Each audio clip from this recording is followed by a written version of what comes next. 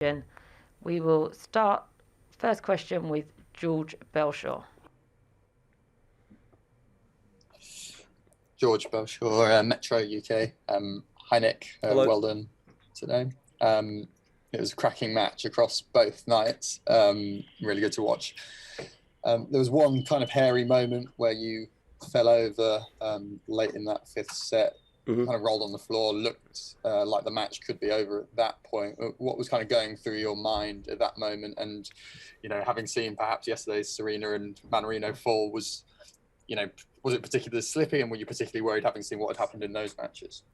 Yeah, you kind of always expect, the grass to bring out those moments where you get wrong-footed. It's happened to me before. I actually slipped at Queens once.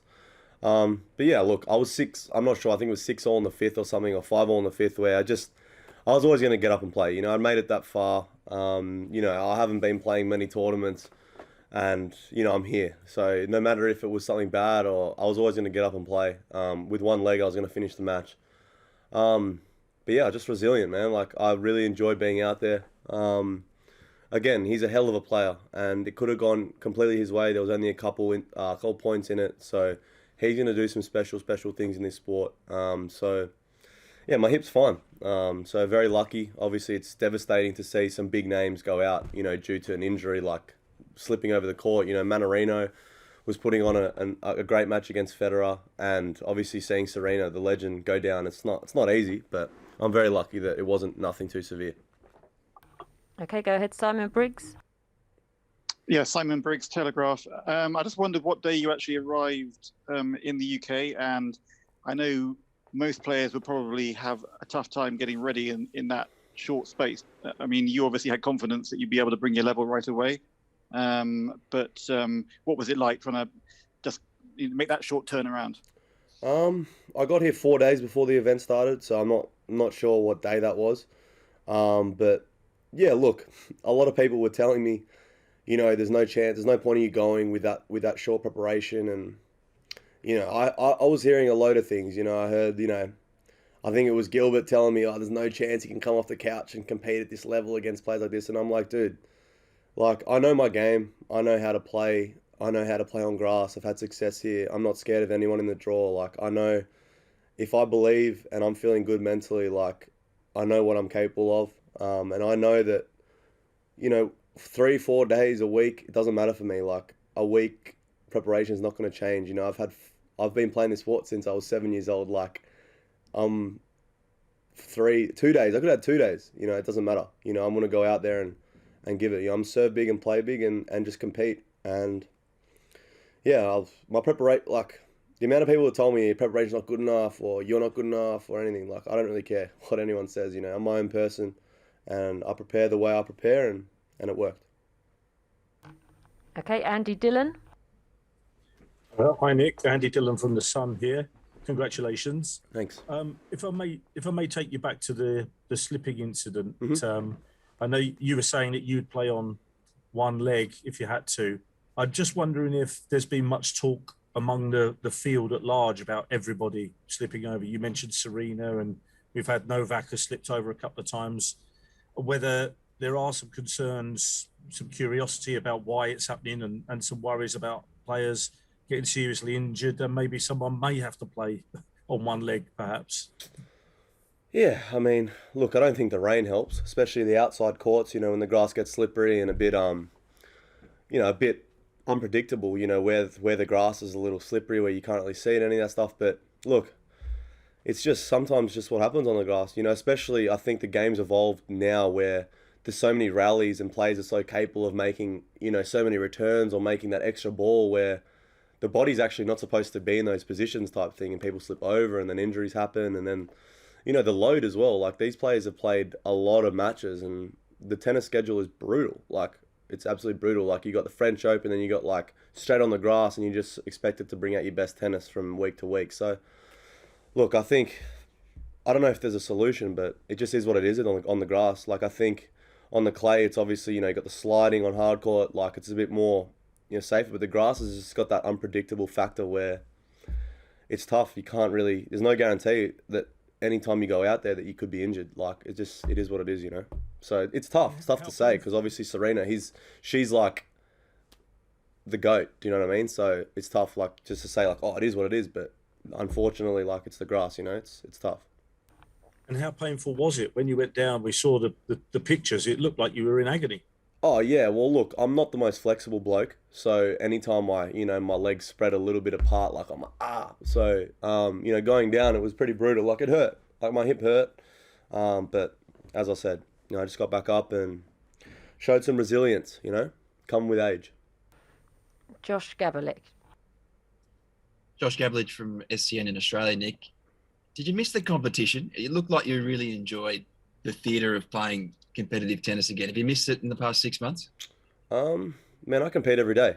I compete when I play checkers. I compete when I play Call of Duty. I compete when I, play basketball. I have the competitive I get that thrill with anything I do. And my friends back home can definitely vouch for that. When I play this game called Sequenced, I'm very competitive. But yeah, like obviously going out there, and playing Wimbledon on court 1, packed crowd against one of the best players in the world at the moment, one of the most informed players. It's a lot of fun, and I enjoy going out there and giving the crowd. Yesterday the crowd was thanking me. They're like, "Thank you, Nick, for keeping me so entertained." I'm like, I'm doing my best, So I'll continue to go out there and try and give them a show, and just try and bring that different aspect to tennis. A lot of people were wanting me to play because of that. So I'm here, and I'm trying to give you what I got, and that's that. Not sure if you've seen, but the results in the past 2 hours, Jordan Thompson, James Duckworth, Isla Tomjanovic, and then you in the space of 2 hours. Pretty special afternoon for Australian tennis. Yeah, definitely. Obviously led by Ash Barty. I think Australian tennis right now, I strongly believe, like it's been for that window where there wasn't so many players, and then now we've got such good depth. Obviously, it's tough to see De Minaur and Millman and stuff go out, but they are quality players, and you saw, Alex winning Eastbourne. Bittersweet, going out first round here, but like Ducks, Tomo, like it's great to see Tomo. I think that's his first match at Wimbledon he's won here, so it's incredible to see such success. And Mark Polman's winning rounds, like it's sick. We got so much depth, and I feel like when I retire, when that day comes, I think I'm leaving tennis in good hands. Like I feel old. Like when I was playing Unfair, like this guy's like fearless. These young guys are just fearless playing big, and I was like, dude, I'm getting old. Body wise, I feel old. So. Aussie tennis is in good hands at the moment, I think. Okay, Stu Fraser. Hey, Nick. Obviously, usually when you're here, you sort of, you're someone who likes to get out and about, see the sights. The dog and fox, baby. Yeah. Seen you in there before. I just wondered, like, with the bubble, what are you doing to ensure you don't get too bored or frustrated? Because we've seen this year, someone like Benoit Paire really struggling with life inside the bubble. Well, that's why I didn't play most of the year. I made the decision that I know myself, and I don't bullshit to myself. Like I know that, Nick, are you going to be in a good mental space over this year to go week in, week out in the bubble environment? And I said no. So that's why I didn't play for very long. Obviously, I didn't want to, I didn't think playing during COVID was a smart thing. But yeah, that's why this week I brought my girlfriend, I brought my best friend. So I wanted to bring 2 people that I trusted, that I was very comfortable around, that made me feel good. Take it week by week. And then, next week I got it off, and then obviously US is open. But yeah, look, anyone that's in the bubble, I commend them for their efforts. Like it's not easy. Like it's not easy to disconnect tennis. Like usually you can go back to your house in the Wimbledon Village and then go for a walk and just disconnect. But to have good results week in, week out in the bubble, you're very resilient. You got to give props to these guys. Like they love it. They love the sport, but it's not easy. It's not easy at all. Like yesterday, I was here at 12. I warmed up. I was here all day. Finished, got back to my hotel at 1 in a bubble. Woke up back here. Like it's not easy. So yeah, like Benoit's he's his own man too. Like he makes his own decisions, and as he said, like he doesn't owe anything to anyone. Like he plays for himself, and that's what he does. It's up to him. So yeah, it's all good. Go ahead, Liz Clark. Yes, hi. Liz Clark, Washington Post. Thank you so much for being available. Congratulations on the win. It's lovely to see you playing. Just a question about movement. Movement. The way you play. Very interesting person to ask about movement. Pardon me? I said I'm a very interesting person to ask about movement. Oh, okay. Well, what I'd love for you to elaborate on, if you could, is simply how important is it to you to feel confident and not have to process or think or worry about your footing and the surface to play the style of tennis you do so well? Well, I definitely think being Australian, growing up on the grass helps. I played a lot of grass court matches when I was a junior. We have a couple grass court tournaments in Australia at young age, so I think I developed my grass court game quite early. And there's some dodgy grass courts back in Australia, so you got to have pretty decent footwork. But I feel like I genuinely know how to. My instincts on grass are quite good. I know when to kind of sneak forward or try and chip returns and stuff like that. So for me, it kind of comes naturally, and I'm sure Jordan Thompson will say the same. We kind of all I played every tournament Jordan did, and we kind of grew up on the grass. So for other players, European players might be tougher. They're probably trying to work on their footwork patterns, but for me, it comes quite easily. And to be honest, I have shocking footwork. Probably should never ask me that question ever again. That's more like a Diego Schwartzman type thing, I think. But I think it comes more naturally for me. Go ahead, Craig Gabriel. Craig Gabriel from Australia. You forgot Bolte is another one as part of the Australian contingent. Nick, playing this match today, what was it actually like to play? There were so many extraordinary shots and points in the match. So what was it like being in the thick of it? And also, when you look back at last night, and the match was suspended at 3-3 at 5-11. Your thoughts on that aspect as well? Well, first of all, we got told at the start of the match that 11 was the curfew. So I kind of knew in the back of my mind that that's when the match was going to stop.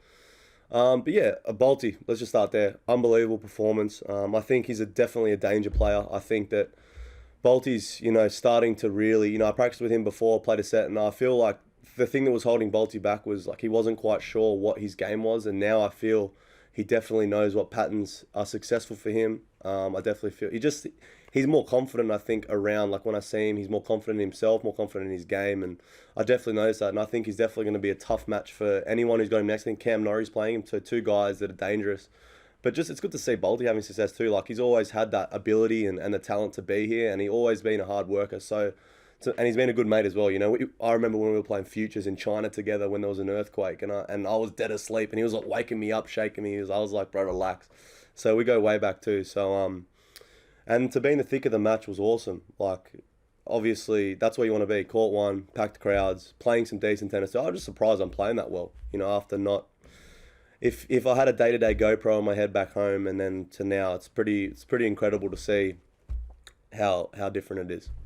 Okay, we take one last question from Catherine Whitaker. Hi Nick, Catherine Whitaker, Tennis Podcast. Congratulations on the win today. I just wanted to ask you about playing mixed with Venus Williams, how it came about, how you feel about it, whether you're looking to learn anything from her. She said yesterday she's open to giving you any advice you'd like from her.